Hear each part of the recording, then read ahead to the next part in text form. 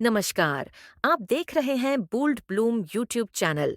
आज हम बात करेंगे उस घटना की जिसने दुनिया को झकझोर कर रख दिया है। इसराइल और ईरान के बीच शुरू हुआ खुला युद्ध, जिसमें परमाणु ठिकानों पर हमले हुए, टॉप जनरल मारे गए और अमेरिका की चेतावनी के बाद हालात और भी विस्फोटक बन गए हैं। 13 जून 2025 को इसराइल ने ईरान के खिलाफ एक बड़ा और सुनियोजित सैन्य अभियान शुरू किया। इस हमले से ठीक पहले अमेरिका और ईरान के बीच ओमान में परमाणु समझौते को लेकर बातचीत चल रही थी, लेकिन सूत्रों के मुताबिक इजराइल को खुफिया जानकारी मिली थी कि Iran point of no return यानी अपरिवर्तनीय स्तर पर पहुंच चुका है, यानी कि वह परमाणु बम बनाने के बेहद करीब है। इजरायली एयरफोर्स के 200 से अधिक लड़ाकू विमानों ने ईरान पर धावा बोला। टारगेट में थे नतांज का यूरेनियम संवर्धन संयंत्र, तेहरान के पास मिसाइल फैक्ट्रियां टब्रिज और इस्फहान में एयर डिफेंस सिस्टम और ईरानी रिवॉल्यूशनरी गार्ड्स के मुख्यालय।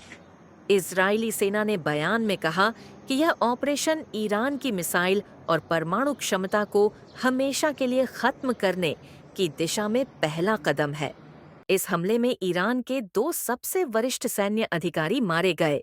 जनरल मोहम्मद बाघेरी, जो ईरान की सेनाओं के चीफ ऑफ स्टाफ थे, और हुसैन सलामी, रिवॉल्यूशनरी गार्ड्स के प्रमुख। इसके साथ साथ कम से कम 20 वरिष्ठ सैन्य कमांडर और 6 परमाणु वैज्ञानिकों की मौत की पुष्टि हुई है। ईरान की मीडिया ने हमले को कायराना कहा और वादा किया कि इसका जवाब भारी और निर्णायक होगा। ईरान ने इजराइल की तरफ से 100 से अधिक ड्रोन भेजे, लेकिन इजराइल की एंटी एयर डिफेंस सिस्टम ने उनमें से ज्यादातर को इंटरसेप्ट कर लिया। हालांकि कई ड्रोन तेल अवीव के पास विस्फोट करते देखे गए। ईरान के सर्वोच्च नेता आयतुल्ला खामेनेई ने एक बयान में कहा, इसराइल ने खून की नदियां बहाई हैं, इसका अंजाम वह खुद भुगतेगा। इस हमले का असर दुनिया की अर्थव्यवस्था पर भी पड़ा है। कच्चे तेल की कीमतें 9% तक बढ़ गईं। कई एयरलाइनों ने ईरान, इराक, जॉर्डन और इसराइल के ऊपर से उड़ानें रोक दी हैं। दुबई की एमिरेट्स, इसराइल की एल आल और आर्किया ने अपनी उड़ानें स्थगित कर दी हैं। अमेरिका ने इस हमले में किसी भी तरह की भागीदारी से इनकार किया है, लेकिन राष्ट्रपति डोनाल्ड ट्रंप ने अपने social media platform truth social पर लिखा, मैंने ईरान को समझौते का बहुत मौका दिया। अगर अब भी वो नहीं माने तो आगे के हमले और भी भयानक होंगे। वहीं अमेरिकी विदेश मंत्री मार्को रूबियो ने कहा, इजराइल ने आत्मरक्षा में यह कदम उठाया है। रविवार को ओमान में अमेरिका और ईरान के बीच एक और परमाणु बातचीत की योजना है।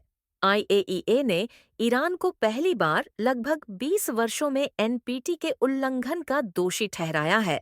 दूसरी ओर ईरान का कहना है कि इस हमले से यह साबित होता है कि उसे अपनी परमाणु तकनीक, मिसाइल प्रोग्राम और आत्मरक्षा क्षमता को बढ़ाना ही होगा। ईरान की सड़कों पर गुस्सा है। कुछ लोग सरकार से नाराज हैं, तो कुछ इस हमले को राष्ट्रीय अपमान मानते हैं। अब अगर हमने जवाब नहीं दिया तो अगली बार ये हमारे मिसाइल भी ले जाएंगे। तो क्या यह एक पूर्ण युद्ध की शुरुआत है? क्या ईरान और इजराइल के बीच यह संघर्ष परमाणु युद्ध में बदल सकता है? या फिर अमेरिका और विश्व शक्तियां बीच में आकर एक समझौते की राह बना पाएंगी? आपकी राय जानना हमारे लिए जरूरी है। नीचे कमेंट करके हमें बताइए।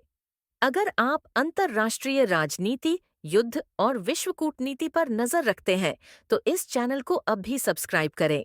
वीडियो को लाइक करें, शेयर करें और बेल आइकन जरूर दबाएं, ताकि अगली बड़ी अपडेट आप तक सबसे पहले पहुंचे। धन्यवाद। जय हिंद।